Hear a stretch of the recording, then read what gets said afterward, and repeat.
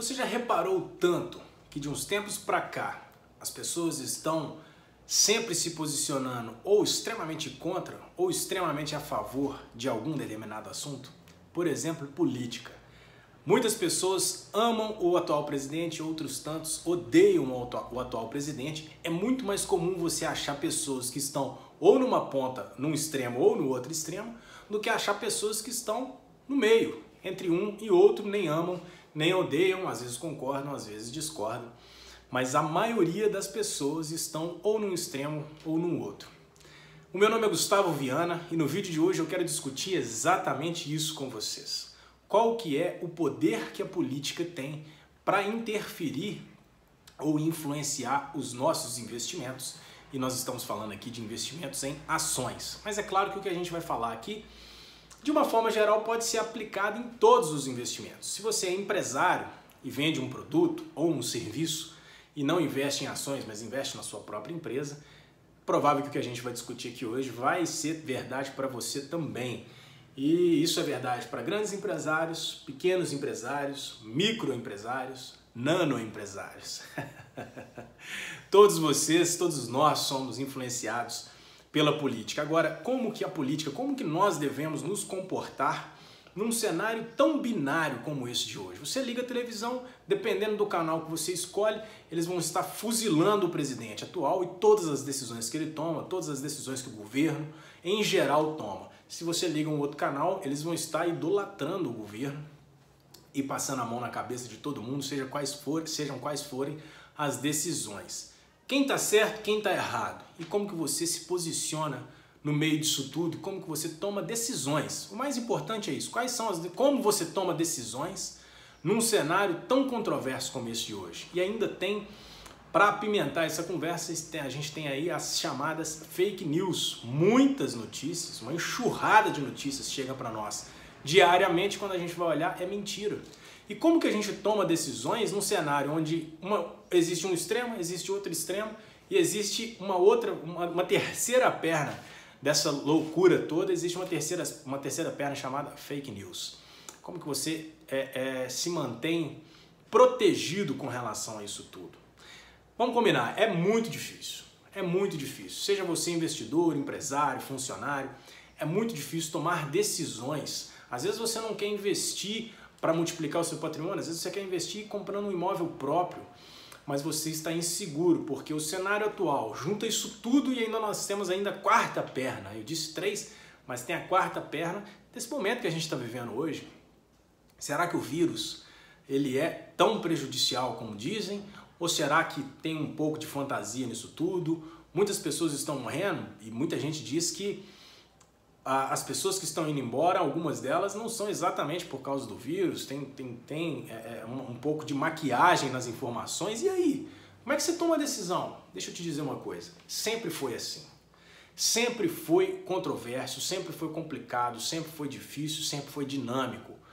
O cenário hoje é um, antigamente era outro. O contexto hoje é um, antigamente era outro. Mas as dificuldades, elas sempre existiram, principalmente aqui no Brasil.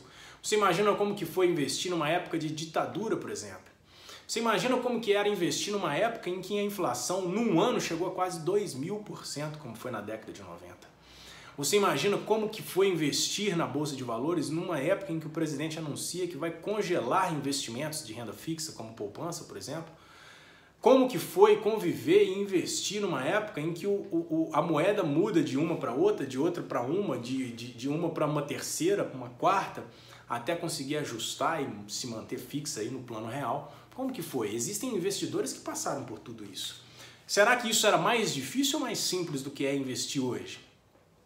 Será que investir hoje num cenário, numa guerra política onde a gente vive, um presidente de esquerda, que possivelmente um ex-presidente de esquerda, possivelmente se candidatando novamente em 2022, contra o atual presidente que é mais de direita, se candidatando, quem ganha, quem perde e como que você toma decisões? Você toma decisão hoje estimando que o governo atual se mantém, chega lá e isso não se confirma. O governo da...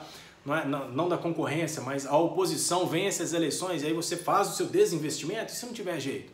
Se o seu investimento era montar uma nova planta para fabricar o seu produto, E aí você fez isso estimando que o governo atual vai ficar no poder e chega lá é outro governo que ganha. Como é que você faz? Ou você faz contando que o outro governo vai ganhar, ele não ganha, o atual se mantém, e aí você desmonta a sua planta que você fez o investimento? Claro que não, gente. Claro que não. É difícil? É, sempre foi e sempre vai ser. Existiram outros desafios e agora, como diz o filme, o inimigo é outro. O inimigo agora é outro.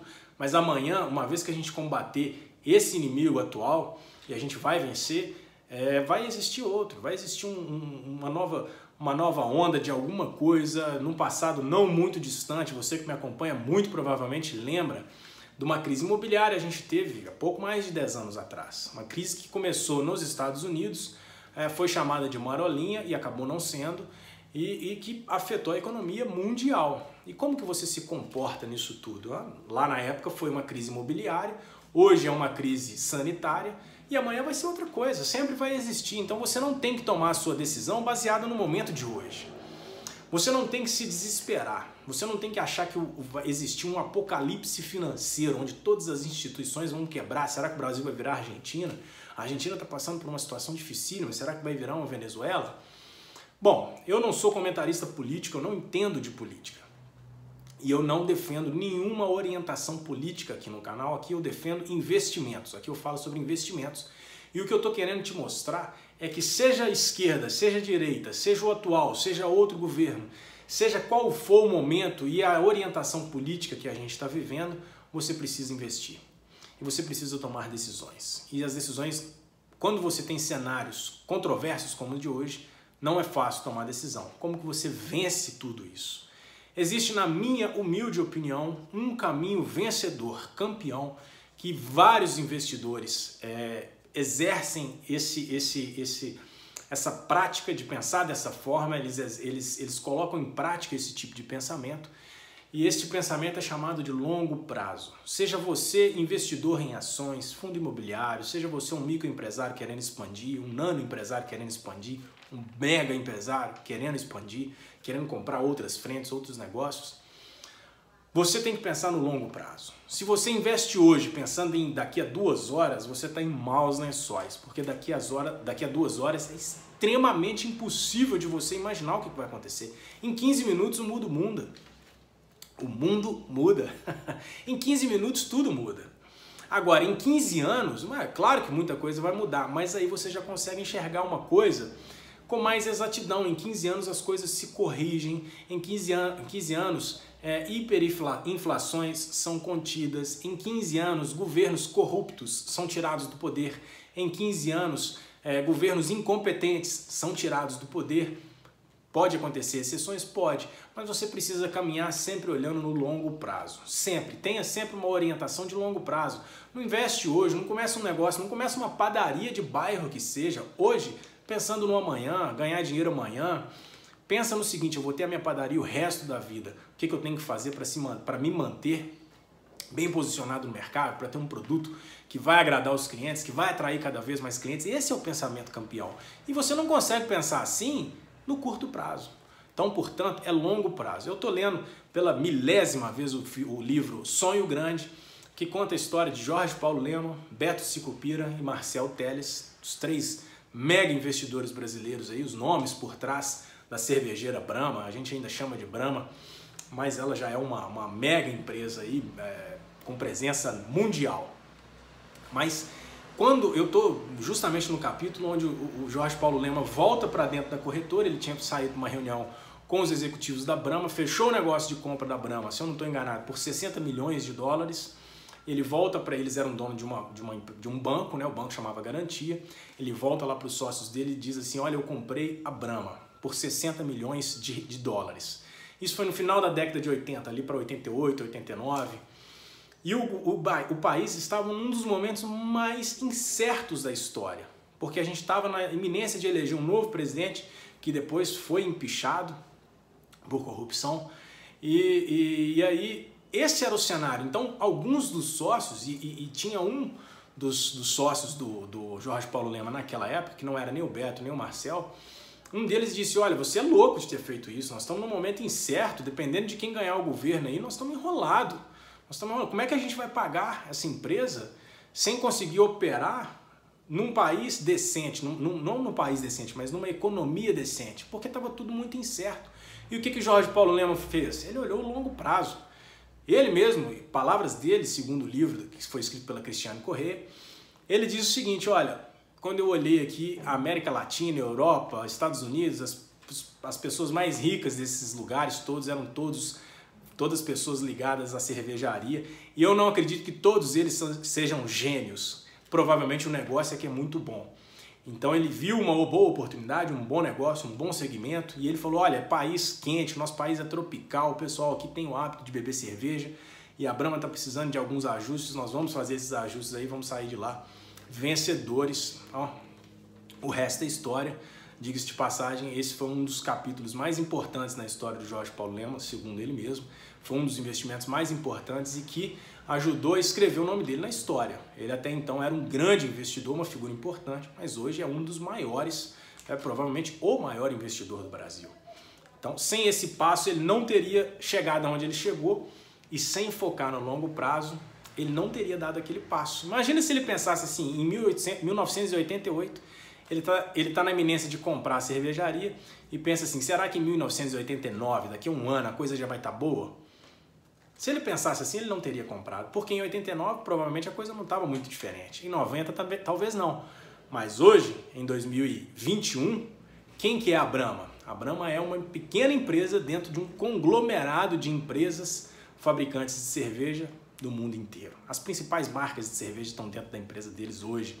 E o passo que ele deu lá atrás foi focando no longo prazo. Se ele tivesse pensado, mas e se o Fernando Collor ganhar?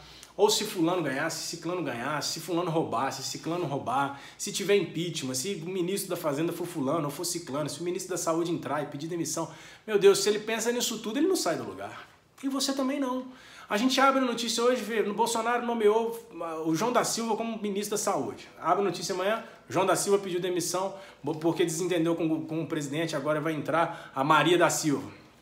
No outro dia, a Maria da Silva pediu demissão porque descobriram a falcatrua dela, vai entrar o José da Silva. Mas se você ficar pensando só nisso, você não sai do lugar. Você fica assim, meu Deus, que bagunça. Aí você acha que isso é de hoje? Não é não. Não é não. E você acha que isso é só no Brasil? Também não. Olha o que aconteceu nos Estados Unidos na eleição no final do ano. Todo mundo tem a impressão de que os Estados Unidos são não só um país desenvolvido, mas extremamente organizados e não tem denúncia, não tem fraude, não tem nada. Olha o que aconteceu em dezembro de 2020, nas eleições.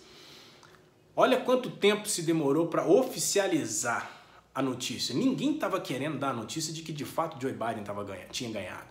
Mesmo algumas emissoras que anunciaram, porque a contagem de votos mostrava que ele tinha sido o campeão da eleição, ele tinha sido eleito, e aí mesmo elas anunciaram e retiraram, algumas retiraram esse anúncio esperando o anúncio oficial do governo.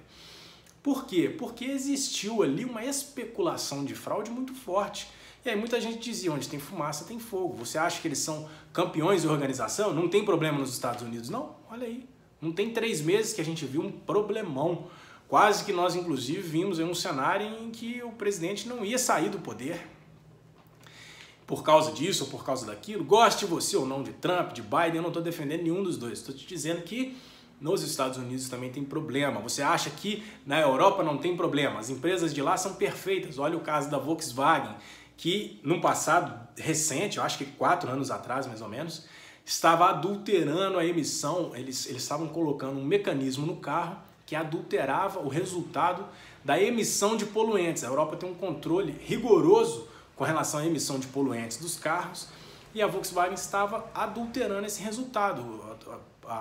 A consequência disso, o CEO da empresa foi desligado, não me lembro agora se ele foi preso ou se não foi, mas houve ali uma investigação pesada, a empresa sentiu muito, as ações obviamente despencaram, e nós estamos falando de uma empresa gigantesca no setor automobilístico lá da Alemanha.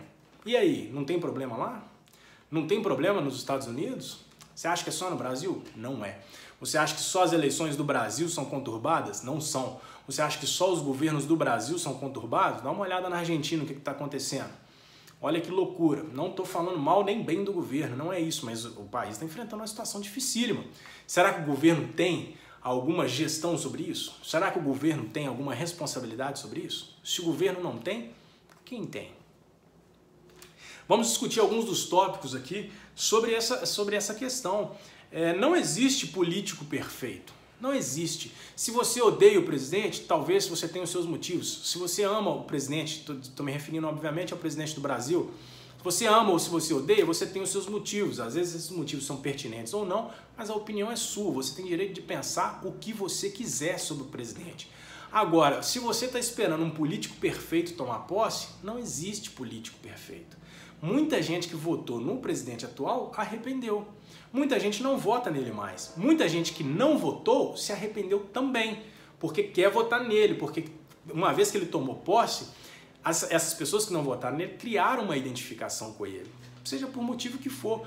Mas o que eu estou tentando dizer é o seguinte: não existe ninguém perfeito, nem político, nem ser humano nenhum perfeito. Não existe isso. Então você está esperando um político que vai ajudar a economia, um cara que vai ser polido no discurso, um cara que vai falar isso, que vai falar aquilo, que não vai ter escândalo nenhum, que a família dele é perfeita, que a esposa dele é perfeita, que nunca se separou da mulher, que nunca traiu a mulher, que os filhos dele nunca gritaram, nunca falaram... Você acha que isso existe? É claro que não. Aonde você for, vai existir pessoas com defeito. Porque isso é do ser humano. O ser humano é que tem defeitos. É claro, não estou defendendo corrupção, é óbvio que não. Corrupção é outra história. Mas se você está esperando perfeição, se você está esperando a perfeição assumir o governo brasileiro, pode parar de esperar. Pode descer do trem. Porque isso não existe, isso nunca vai acontecer. Não existe político perfeito. Não existiu nunca, não existe hoje e não vai existir amanhã também. Assim como também não existe um cenário econômico perfeito. Você está esperando não ter hiperinflação? Bacana, nós não temos mais hiperinflação. Nossa inflação está super controlada hoje, né? Pouco tempo atrás, não vou dizer que foi hiperinflação, mas uma inflação acima de 10%, como a gente viu há alguns anos atrás, é uma inflação descontrolada. Hoje ela está controlada, mas o crescimento econômico não está legal. Seja por que for. Nós estamos vivendo um desafio global na área da saúde. Então, no Brasil também não está sendo diferente. Nenhuma economia está voando, nem a China está voando. O Brasil também não está voando. Você está esperando o Brasil voar para você começar a investir? Na hora que o Brasil estiver voando, todas as empresas vão estar caras e não vai ter tanta oportunidade de investir assim. Você tem que investir na baixa, você tem que investir em cenários como esse mesmo. Não existe cenário econômico perfeito, mas existe aquele mais ideal e você está passando por ele. Basta saber garimpar. Existem ótimas oportunidades, não só em ações, mas na área de imóveis tem boas oportunidades. Na área pecuária pode ter boas oportunidades. Existem várias áreas. Não espere um cenário econômico perfeito, porque ele simplesmente não existe. Boas empresas perduram e vencem desafios. Tem várias empresas centenárias aqui no Brasil. Acabei de citar a Brahma como exemplo. A Ambev é de fato uma empresa centenária, vencedora, passou por ditadura militar, passou por hiperinflação, passou por tudo isso e sobreviveu. Porque boas empresas que oferecem bons produtos, que são bem gerenciadas, elas vencem esses desafios. O contrário também é verdadeiro. Empresas ruins, mesmo num cenário positivo, elas não vencem. A empresa, quando ela é ruim, pode ter tudo jogando a favor dela que ela não vai vencer. Isso é feito um time de futebol. Pode ser o melhor time do mundo, o melhor plantel do mundo. Quando os jogadores não querem jogar, eles não vão vencer o campeonato. A empresa pode ter o melhor produto do mundo. Se for mal administrada, ela não vai conseguir vencer. Se está gastando mais do que lucra, ela vai quebrar. Parece básico e realmente é. Uma empresa que gasta mais do que tem de lucro, muita empresa faz isso e isso é chamado de prejuízo. Você nunca ouviu falar de uma empresa que tem prejuízo? Várias têm. Uma coisa é ter um prejuízo num trimestre, talvez num ano. Outra coisa é a empresa ano após ano ter prejuízo e só respira através de aparelhos. Isso direto tem que ficar indo no banco pegar empréstimo, porque prejuízo, essa empresa não sobrevive. Provavelmente pode ser uma empresa mal administrada, ou às vezes simplesmente o produto ou o serviço é que não tem a qualidade que se esperava que tivesse. Mas se não existe político perfeito, nem cenário econômico perfeito, nem cenário político, nem social, nada perfeito, o que você tem que focar então? Qual tem que ser o seu foco? Eu disse que você precisa mirar no longo prazo, beleza. Quando você faz investimentos, você tem em primeiro lugar que focar de fato no longo prazo, mas a sua atenção tem que estar voltada não para a economia, não para o presidente, não para o governador do seu estado, o prefeito da sua cidade. A sua atenção precisa estar voltada para conhecer o business, o negócio que você está investindo. Você está preocupado com o que o presidente está falando e a empresa que você está investindo vende o quê? Que produto que é? Que serviço que é? Você não sabe, mas está querendo saber, está acompanhando o Twitter do presidente. Lá o presidente espirra, você está criticando.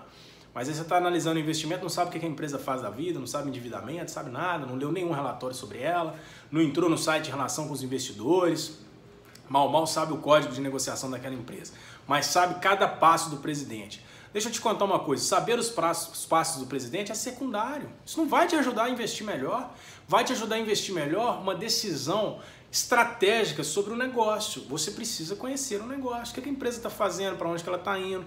Ela está tendo lucro porque está vendendo com qualidade ou teve uma demanda repentina? Imagina as empresas que trabalham fabricando recipiente para álcool.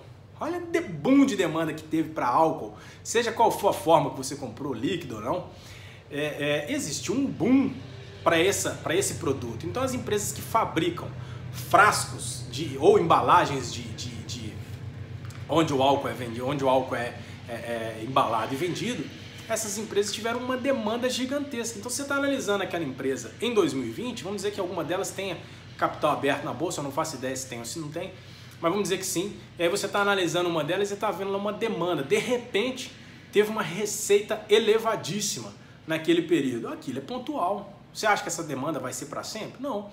Então, se a empresa teve um lucro exorbitante naquele ano, provavelmente foi por um efeito não recorrente. Aquilo não vai acontecer todo ano.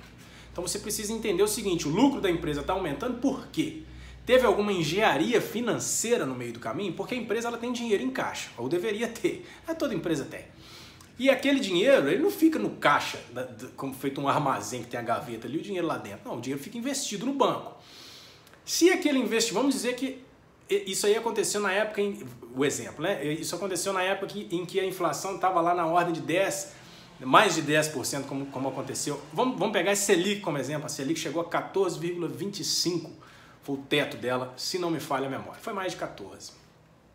Vamos dizer que o dinheiro da empresa, o caixa da empresa estava investido em um ativo atrelado à Selic, um Tesouro Selic, por exemplo, ou um CDB aí com um CDI elevado.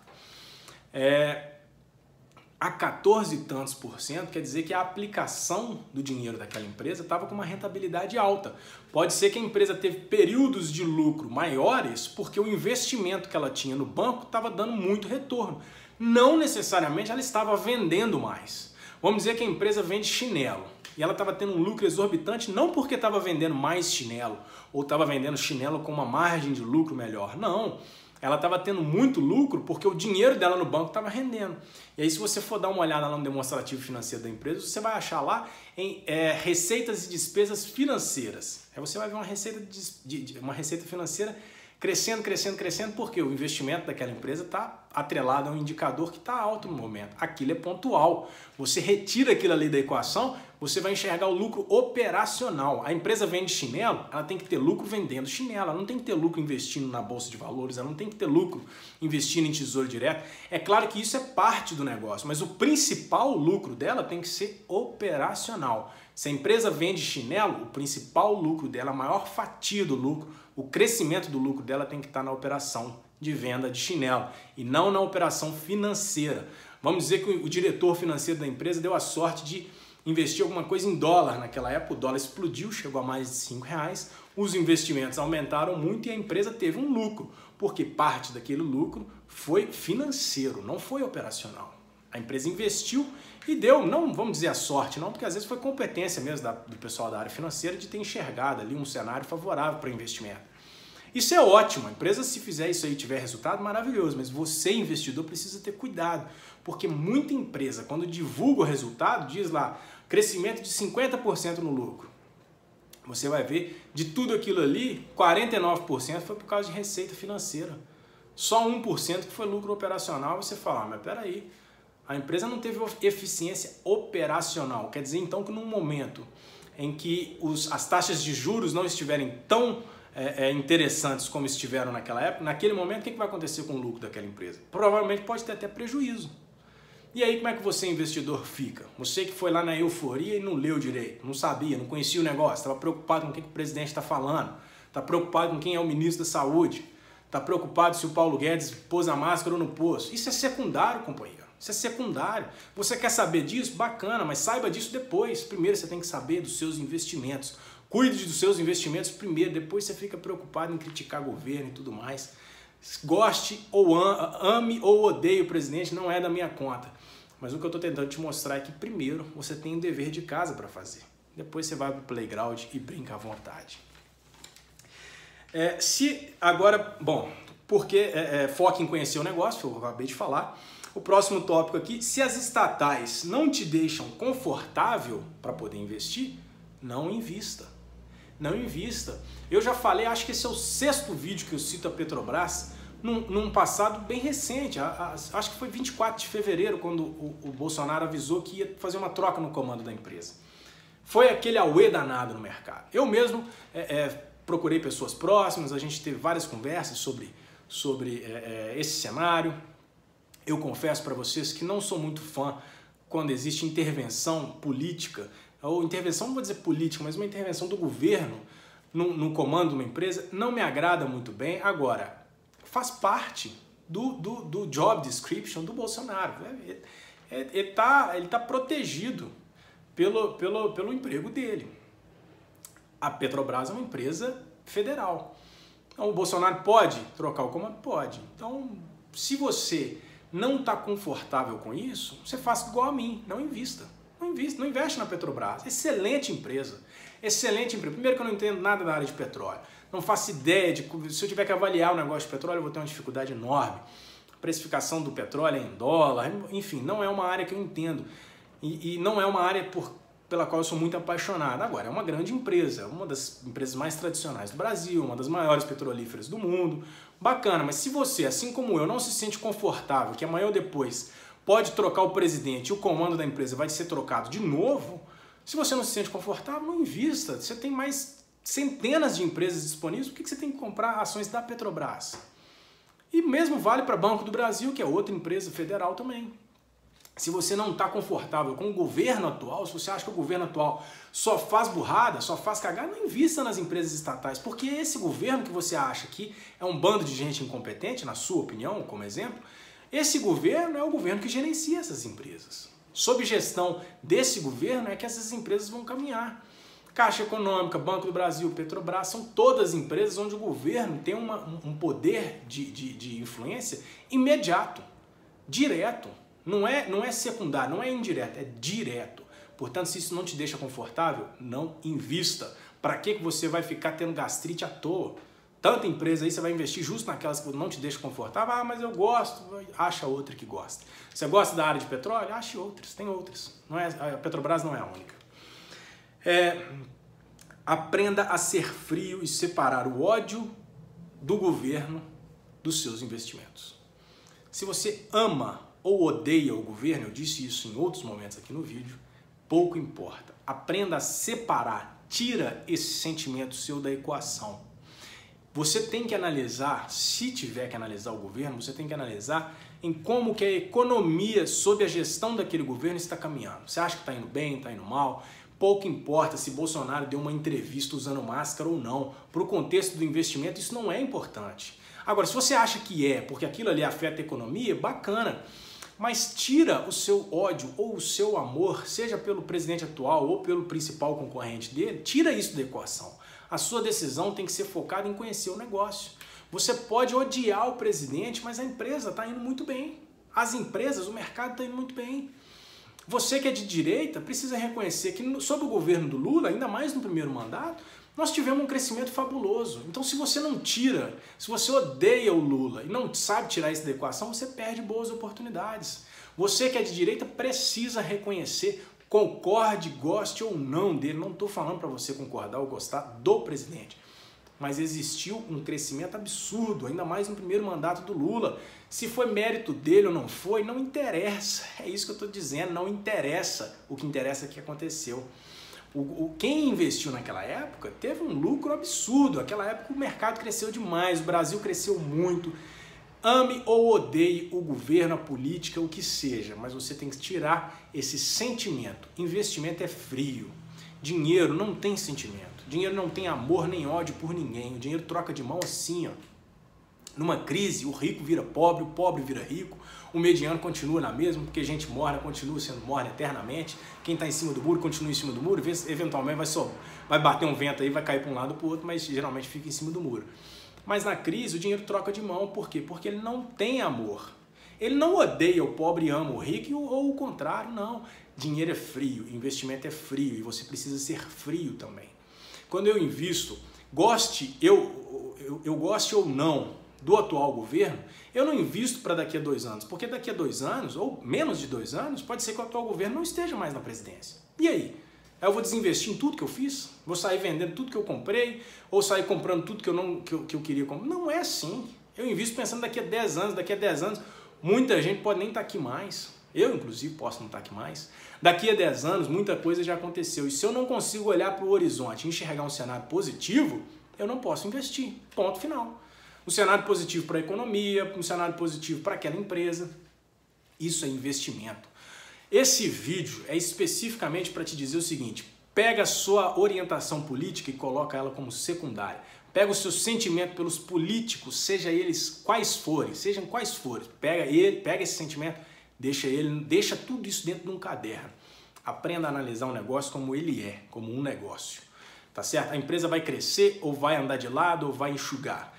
Os lucros vão crescer, vão andar de lado ou vão diminuir. Vai ter prejuízo? Não vai? É isso que você tem que olhar. Quem está usando máscara, quem deu entrevista, quem chamou quem de não sei o quê, quem saiu da cadeia, quem foi para a cadeia, isso tudo, se você quiser acompanhar porque você gosta, maravilhoso, acompanhe. Afinal de contas é bom, faz bem ficar bem informado. Apesar de que informação demais, ainda mais hoje em dia que muita coisa é fake, então informação demais pode até fazer mal, mas isso é com você. O que eu estou dizendo é o seguinte: pega essas informações sobre sentimento político, coloca tudo dentro de um saco e deixa guardado, analisa o seu investimento. Depois que você tiver tomado a sua decisão de comprar, de vender ou de não fazer nada, aí você volta a amar ou odiar quem você quiser na política. Mas entenda, o dinheiro é frio, o dinheiro não tem sentimento. Você tem, o dinheiro não. E no longo prazo os efeitos políticos são mitigados. Eu comecei o vídeo falando para focar no longo prazo.